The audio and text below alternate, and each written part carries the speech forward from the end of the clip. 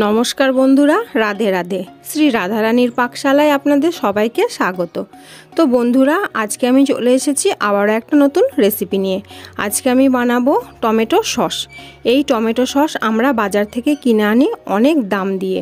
আমরা এই tomato sauce খুব সহজে বাড়িতে বানিয়ে নিতে পারি। স্বাদ একদম দোকানের মতোই হবে। ভিডিওটা প্রথম থেকে শেষ পর্যন্ত দেখার জন্য অনুরোধ রইল।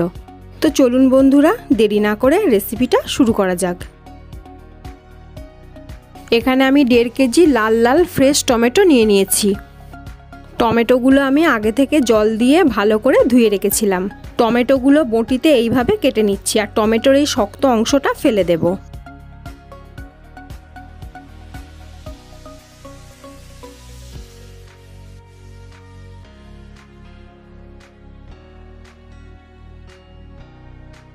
টমেটোগুলো আমি সব কেটে নিয়েছি।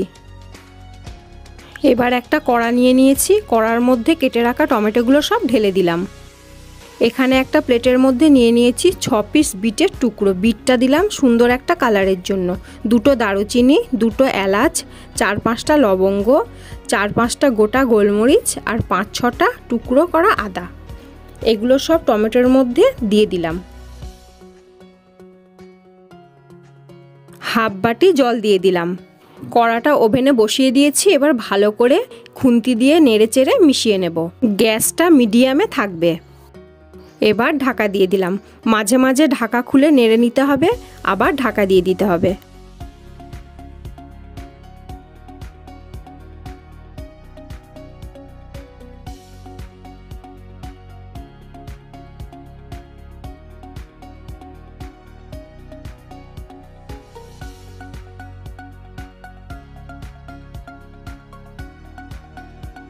দেখছেন বন্ধুরা, টমেটোগুলো ভালোভাবে সেদ্ধ হয়ে গেছে।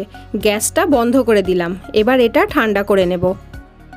এটা ঠান্ডা হয়ে গেছে। এবার এলাচ, লবঙ্গ, গোলমরিচ এগুলো সব তুলে নিলাম। এগুলো দিয়েছিলাম সুন্দর ফ্লেভারের জন্য। এবার একটা মিক্সিং জারের মধ্যে সেদ্ধ করা টমেটোটা ঢেলে দিলাম।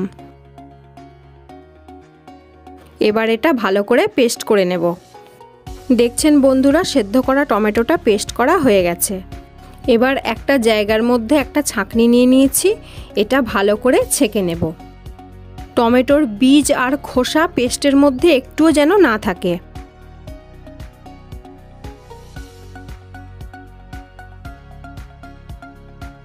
দেখছেন বন্ধুরা, আমি ভালো করে ছেঁকে নিয়েছি। আবারও ওভেনে কড়া বসিয়ে দিয়েছি। এবার কড়ার মধ্যে টমেটোর পেস্টটা ঢেলে দিলাম। এবার এর মধ্যে দিয়ে দিলাম 2 চা চামচ নুন আর 1 চা চামচ কাশ্মীরি লঙ্কার গুঁড়ো। বন্ধুরা, রান্নাটা আমি জোর আঁচে দিয়ে ফুটে গেলে মিডিয়াম আঁচে দিয়ে রান্নাটা করব। 225 গ্রাম চিনি দিয়ে দিলাম। মেজারিং কাপের 1 কাপের থেকে একটু কম। আমার তো মনে হয় 1.5 কেজি টমেটোর জন্য একেবারে সঠিক। তবে আপনারা মিষ্টিটা কম বেশি দিয়ে নিতে পারেন। এটা কিন্তু কন্টিনিউ নেড়ে যেতে হবে, তা না হলে কড়ার নিচে লেগে যাবে। এবার 1 কাপ ভিনিগার দিয়ে দিলাম। আমরা নর্মাল যে কাপে চা খাই ওই কাপের মাপে 1 কাপ ভিনিগার। এবার দিয়ে দিলাম 4 টেবিল চামচ তেঁতুলের কাত।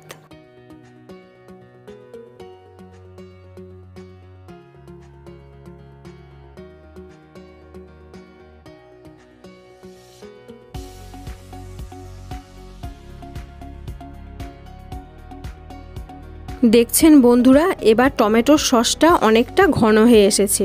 একটা প্লেট নিয়ে নিয়েছি। এবার দেখে নেব সসটা পুরোপুরি হয়ে গেছে কিনা। প্লেটটা আমি পুরো সোজা করে নিয়েছি। দেখুন, সসের মধ্যে জলীয় ভাব একদম নেই। সসটা একটুও গড়িয়ে পড়ে যায়নি, তার মানে সসটা হয়ে গেছে।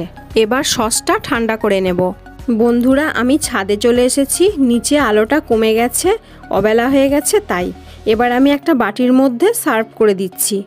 দেখছেন বন্ধুরা, সসের কালারটা কত সুন্দর হয়েছে আর কত সুন্দর লাগছে, একদম দোকানের মতো।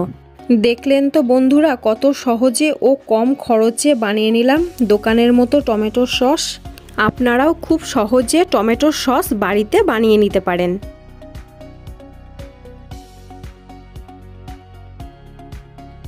এবার আমি একটা কাঁচের বোতল নিয়ে নিয়েছি। কাঁচের বোতলের মধ্যে রাখলে ফ্রিজ ছাড়াও অনেক দিন ব্যবহার করা যাবে। তো বন্ধুরা, ভিডিওটা প্রথম থেকে শেষ পর্যন্ত দেখার জন্য ধন্যবাদ। দেখা হবে আবার অন্য একটা নতুন রেসিপি নিয়ে। আপনারা সবাই ভালো থাকবেন, সুস্থ থাকবেন। রাধে রাধে।